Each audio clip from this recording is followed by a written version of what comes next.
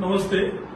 महाराष्ट्रातील एक ऐतिहासिक मैदान ज्याला तमाम महाराष्ट्रातील चालक मालक शौकीन व प्रेक्षकांनी उत्स्फूर्त असा प्रतिसाद दिला आणि त्यामुळे आम्ही सगळ्यांच्यासाठी जयंती केसरी पर्व तिसरे भव्य बैलगाडा शर्यत हे घेऊन येतो आहे।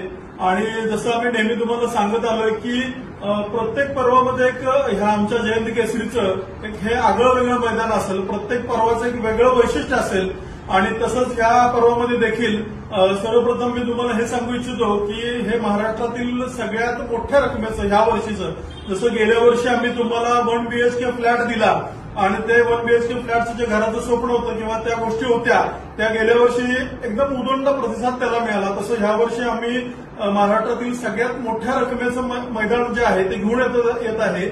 आणि तर प्रथम क्रमांकाचं जे बक्षीस असणार आहे ते 5,16,265 रुपये आहे। त्याच्याबरोबर 3 लाख आहे, 2 लाख आहे, 1 लाख आहे, 62,065 आहे, 26,265 अशा अनुक्रमे 7 बक्षीस आहेत।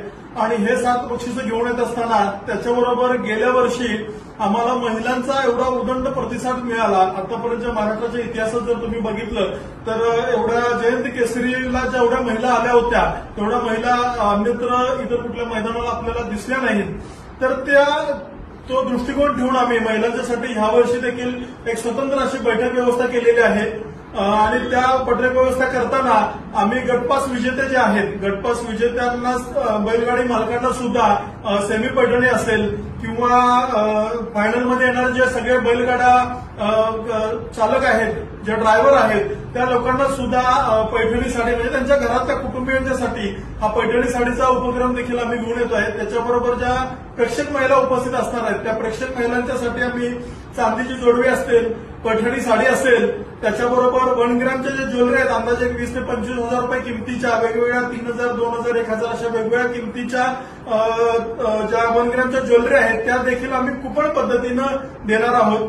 तरी ह्या वर्षीचं जे आमचं जयंत केसरीचं जे वेगळं जे वैशिष्ट्य असेल ते असं आहे की जे बैलगाडा चालक मालक आहेत ते उत्स्फूर्तपणे सहभागी होतात, पण तिथं ज्या शेतामध्ये जे राबणाऱ्या किंवा बैलांच्या मागे ज्या राबणाऱ्या ज्या आपल्या माता भगिनी ज्या महिला आहेत त्यांना पण कुठंतरी काहीतरी वस्तू ह्या जयंत केसरीच्या माध्यमातून मिळावे हा दृष्टिकोन घेऊन आम्ही इथं आलेलो आहे।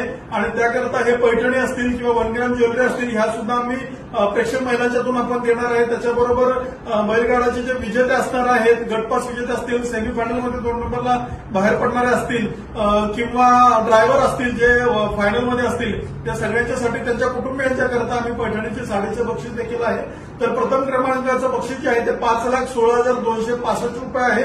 तर माझी तमाम महाराष्ट्रातील सगळ्या बैलगाडा चालक मालक शौकीन आहेत, महाराष्ट्राच्या बाहेरून सुद्धा बैलगाड्या आलेल्या होत्या, तर मध्य प्रदेश असेल, कर्नाटक असेल, इकडच्या सुद्धा लोकांना माझी आवर्जून विनंती आहे की सगळ्यांनी या जयंती केसरी पर्व तिसरे जे आहे त्याच्यामध्ये उत्स्फूर्त सहभाग नोंदवा। तर 16 मार्चला नॅशनल हायवे 48 जो आहे त्याच्या पूर्वेला कासेगाव या ठिकाणी, कासेगाव मुक्कामी, तालुका वळवा, जिल्हा सांगली या ठिकाणी हे मैदान होऊ घातलेलं आहे। तरी सर्वांनी आवर्जून उपस्थित राहावे हे सगळ्यांना कळकळीची विनंती। थांबतो। जय हिंद, जय महाराष्ट्र।